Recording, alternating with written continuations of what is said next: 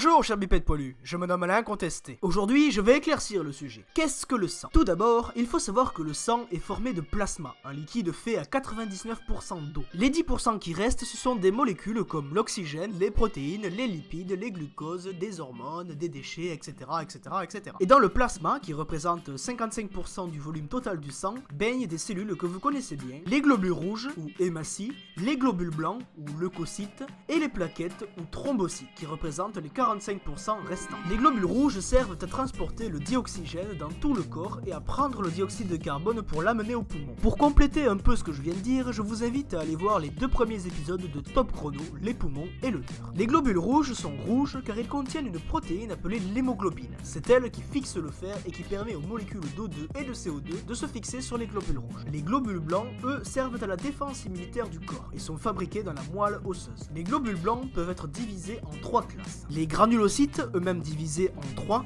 les neutrophiles, les éosinophiles et les basophiles. Ce sont en gros ceux qui font la phagocytose, donc la première ligne de défense du corps contre les infections et en même temps des éboueurs. Ils éliminent les débris cellulaires et le complexe antigène-anticorps que l'on va voir juste après. Les monocytes qui peuvent se transformer en macrophages et les lymphocytes B et T. Les lymphocytes T, produits dans le thymus, luttent contre les cellules infectées par un virus. Ils font ce qu'on appelle une destruction par contact direct, aussi appelé le baiser de la mort. Et les lymphocytes B qui produisent les fameux anticorps qui sont capables de se fixer spécifiquement sur une bactérie grâce à leurs antigènes que l'anticorps a reconnus au préalable et de la neutraliser. Il se forme ce qu'on appelle un complexe antigène-anticorps. Qu'est-ce qu'un antigène, me direz-vous? Eh bien en gros, parce que c'est pas le sujet de la vidéo, un antigène c'est une molécule sur les cellules qui permet de différencier les gentilles des méchantes, celles de ton corps et celles qui lui sont étrangères. Et enfin les plaquettes qui servent surtout à faire coaguler le sang mais aussi à faire une plaque protectrice quand un vaisseau est percé. Cette première couche est insuffisante, mais là encore une preuve que la nature est bien faite, instantanément des protéines présentes dans le plasma viennent se coller aux plaquettes et forment ce qu'on appelle le clou plaquettaire.